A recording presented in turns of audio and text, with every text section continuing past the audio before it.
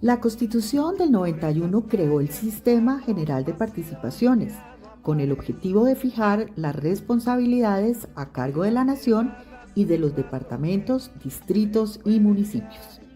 Por primera vez se incluyó dentro de esta distribución de los recursos del presupuesto nacional a las entidades territoriales indígenas y a los distritos especiales, de los cuales hoy hay 12 en Colombia. 7 de ellos son capitales: Bogotá, Barranquilla, Cartagena de Indias, Santa Marta, Medellín, Riohacha y Cali, y 5 más no lo son: Buenaventura, Tumaco, Barrancabermeja, Mompox y Turbo. A pesar de la buena intención de los constituyentes de descentralizar los recursos, no se estableció con claridad qué proporción de los ingresos corrientes de la nación llegarían a los territorios, lo que con la reforma al Sistema General de Participaciones aprobada en la Cámara de Representantes en diciembre del año pasado aumentará de 20 a 39.5% de los ingresos del Estado en los próximos 14 años, dinero que le permitirá a muchos municipios colombianos cubrir sus necesidades básicas en educación, salud y saneamiento básico en los territorios del país, especialmente aquellos con crisis financiera y en donde estos recursos representan el 70% de su presupuesto. La reforma al Sistema General de Participaciones se constituye en el más reciente logro de quien en su momento era el ministro del Interior, Juan Fernando Cristo, un legado para las regiones al que el político colombiano ya está visualizando su futuro: la autonomía regional.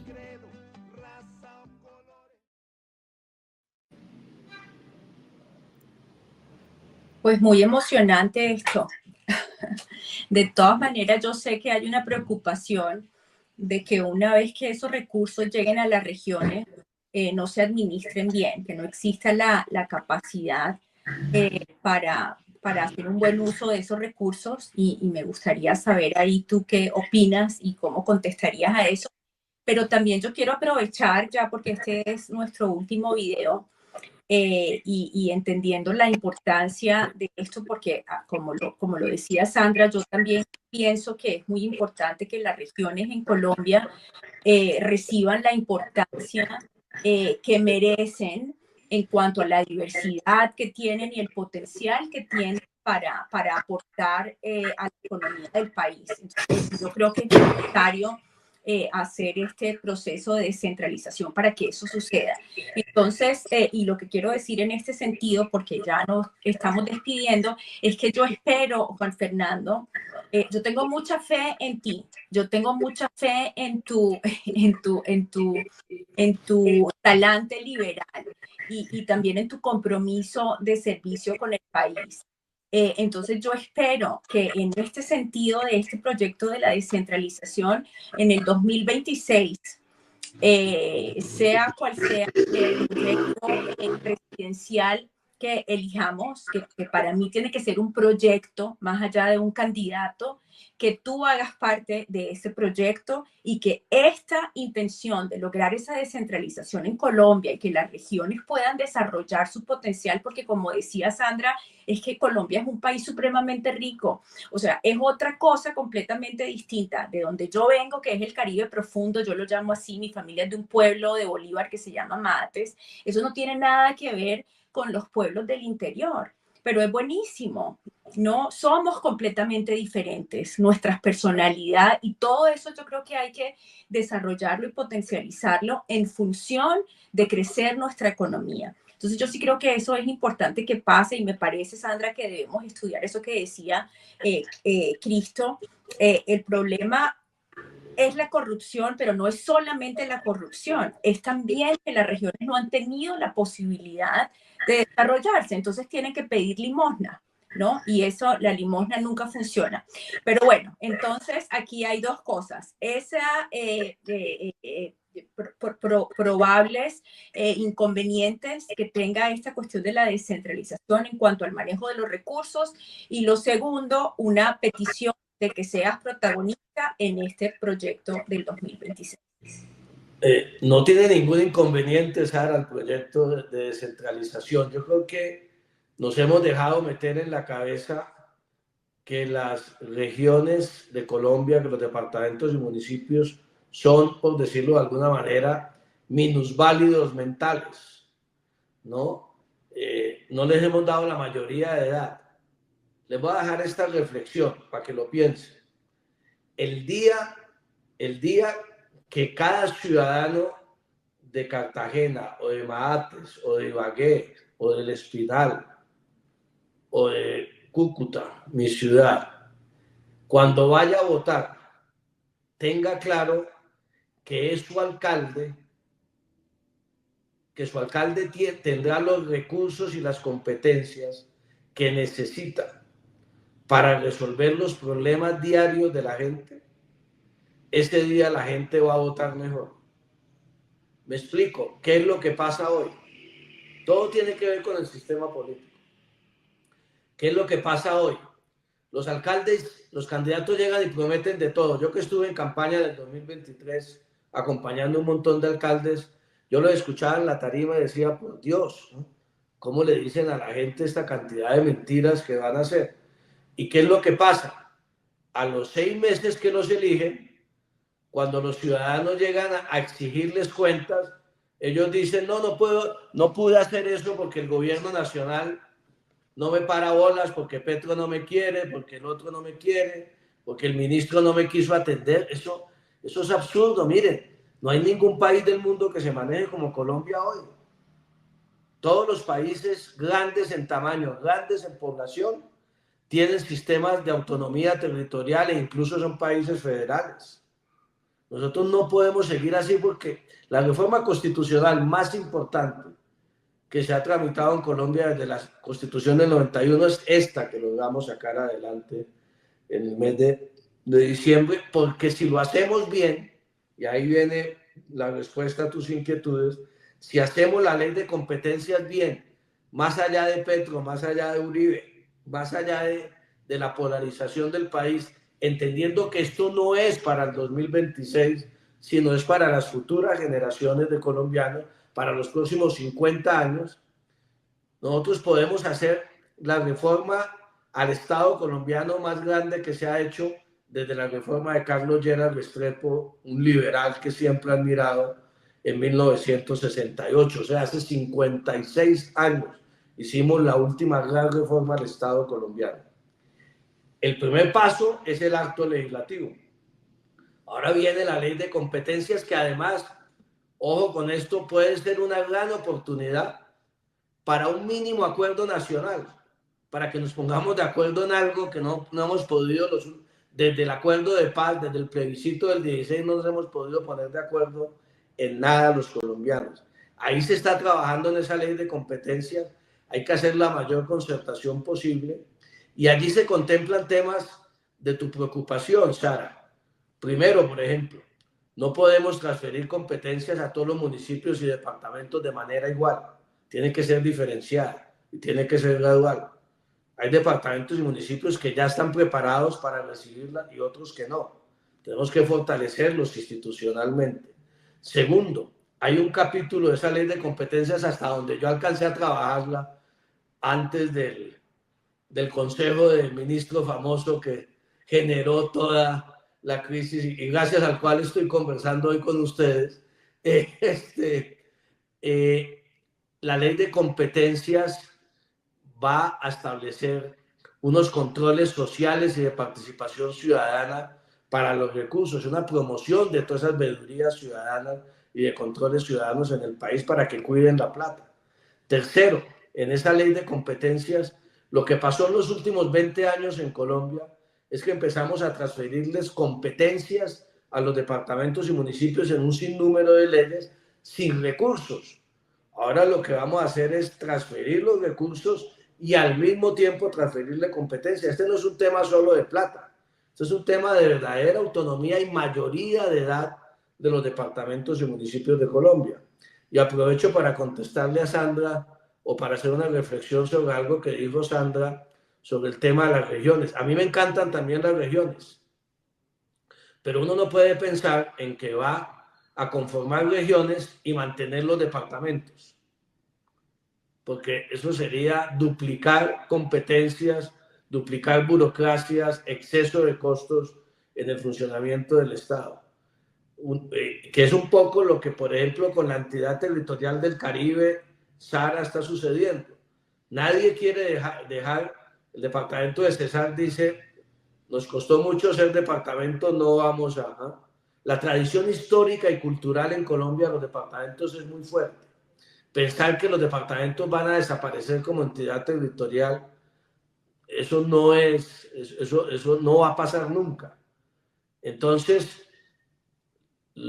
uno podría pensar en creación de regiones con una entidad intermedia a los municipios frente a la nación, pero no como otra entidad entre departamentos y nación.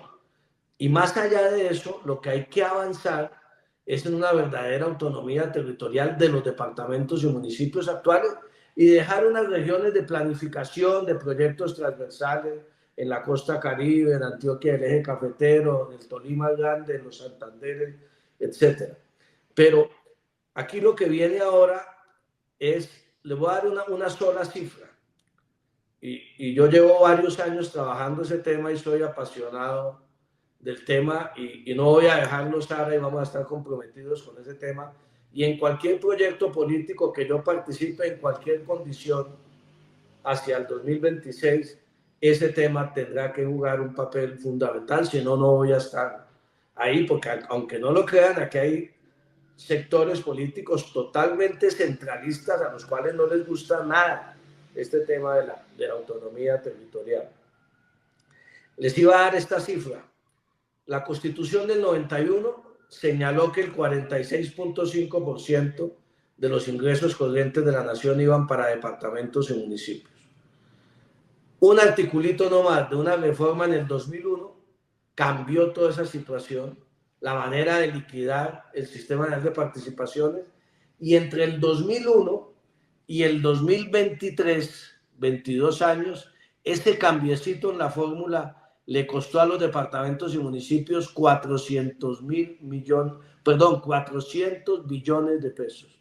No millones, 400 billones de pesos. La pregunta es, ¿el Estado central se quedó con esa plata? ¿Solucionó los problemas de agua potable de Maates, de Turbaco, de San Jacinto, de los Montes de María, del sur de Bolívar? No. ¿Solucionó el problema de la educación de esos municipios? No. ¿Solucionó el problema de calidad de salud? No. Esa plata se quedó en el Estado central. El Estado central creció desmesuradamente y hoy lo que tenemos es un Estado central raquítico en las regiones, por eso la falta de presencia institucional y por eso es que nos dicen que no hay Estado en los territorios, y ese es el problema fundamental de la paz y la seguridad, y un Estado súper obeso y súper poderoso en Bogotá, en Cali, en Medellín, en donde los ciudadanos menos lo necesitan. O sea, nosotros estamos funcionando al revés. Donde los ciudadanos más necesitan al Estado, el Estado no está. Y donde el Estado central menos se necesita, porque la alcaldía de Bogotá tiene capacidades, la de Medellín, la de Cali, la de la propia Cartagena o Bucaramanga, ahí sí tenemos un Estado duplicado. Eso es lo que tenemos que resolver en la ley de competencias y hacia allá vamos. Fíjense ustedes que va a ser un proceso gradual, lo mostraban ustedes en el video, de 12 años. Este es un proceso que va a ir adaptando competencias, institucionalidad, transfiriendo recursos, y por eso es muy importante que hagamos una buena ley de competencias que va a ser la ley más importante de los próximos años en Colombia. Pero sin autonomía, tal vez lo decía Sara o Sandra, cada departamento y municipio tiene que definir su propia vocación de desarrollo. No puede ser que los alcaldes y gobernadores lleguen y tengan que mirar a ver qué dice el Plan Nacional de Desarrollo de Petro, o qué decía el Plan Nacional de Desarrollo de Duque o el de Santos, a ver cómo nos atienden en Bogotá, cuando resulta que cada departamento tiene sus particularidades, cada municipio tiene sus potencialidades, y tenemos que dejar que la gente, darle mayoría de edad a esos departamentos y municipios y que definan su destino. Entonces decimos, no, eso no se puede hacer porque los clanes familiares se van a tomar eso. Los clanes familiares existen con el centralismo. hoy existen desde hace 20 o 30 años, o lo va a crear la descentralización y la autonomía. Lo que tenemos es que madurar como democracia y que el ciudadano elija responsablemente. A mí me surge una pregunta aquí, antes de irnos, y es, nosotros hablamos acerca de cómo vamos a repartir o a transferir los recursos de los ingresos del Estado a las regiones. Pero cuando se trata de empresas, de multinacionales que lleguen a estas regiones, ¿cómo va a ser ese traslado de o las regalías o los impuestos de esas empresas que están trabajando en estos departamentos a la región? ¿Y cómo van a tener que volver a pasar por ese centralismo para luego volver a las regiones, o algo de lo que ellos produzcan localmente se va a quedar ahí? Ah, no, tú te metiste en otro tema que nos da para otro programa. Eso es parte de la discusión, por ejemplo, de la diferencia de esta reforma constitucional con el famoso referendo que lidera el gobernador de Antioquia buscando autonomía fiscal. Aquí no tocamos la autonomía fiscal. Aquí, si se quiere, podemos ser todavía tímidos o tibios, que es una palabra muy de moda en la política siempre, en este tema, porque no tocamos los ingresos de la nación. ¿Y por qué? Porque hay que buscar equilibrio regional, hay que cerrar las brechas entre los territorios, que es parte de las causantes de la violencia en Colombia. El día en que dejemos los impuestos de renta de Medellín, solo en Medellín, y no se equilibre con la nación y haya un reparto, una redistribución, vamos a profundizar esas brechas territoriales y nunca vamos a salir de la violencia. Ahora, eso no quiere decir, hablando de la autonomía de los territorios, que una consecuencia de este acto legislativo tiene que ser que hagamos una reforma tributaria territorial. ¿Para qué? Para que le demos a los municipios de Colombia, aquellos que tienen capacidad de producir recursos, herramientas para que ellos directamente, de acuerdo a su vocación, puedan generar más ingresos propios y dependan cada vez menos del sistema general de participaciones para cerrar las brechas en educación, en salud y en agua potable. Bueno, entonces vamos a tener que hacer otro programa para seguir conversando.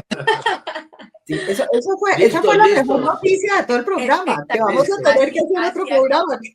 Que vamos a hacer otro programa. Muchísimas gracias, Juan Fernando. Muchísimas gracias. No, gracias a ustedes, qué bueno conversar, y ahí seguiremos encontrándonos en las redes y ojalá podamos en estos momentos de tanta confusión que hay que tiene el país, de tanta polarización, concentrarnos en los temas importantes y en mirar a ver cómo generamos unos mínimos consensos. Aquí si no hay acuerdo nacional hacia el futuro, gane quien gane, sea el sector que sea, la presidencia de la República, vamos a seguir como una bicicleta estática sin resolver los problemas de la gente. Una sociedad que no es capaz de ponerse de acuerdo en nada, una sociedad que es incapaz, va a ser una sociedad que es incapaz de avanzar, y vamos a seguir, vuelvo y digo, con los mismos problemas, y yo creo que hablar de estos problemas de fondo y encontrar unos mínimos acuerdos más allá de la política, de qué es lo que tenemos que hacer hacia el futuro en materia de autonomía territorial, en materia de seguridad y paz, es absolutamente esencial. Luego, muchas gracias a ustedes por la oportunidad y seguimos viéndonos. Ese podría ser el próximo programa, el acuerdo nacional. ¿Eso cómo se va a hacer? ¿Cómo se va a lograr? Yo soy experto en esa materia también. Sí, eso vimos en nuestras investigaciones. Muchísimas gracias. Hasta luego. Hasta luego.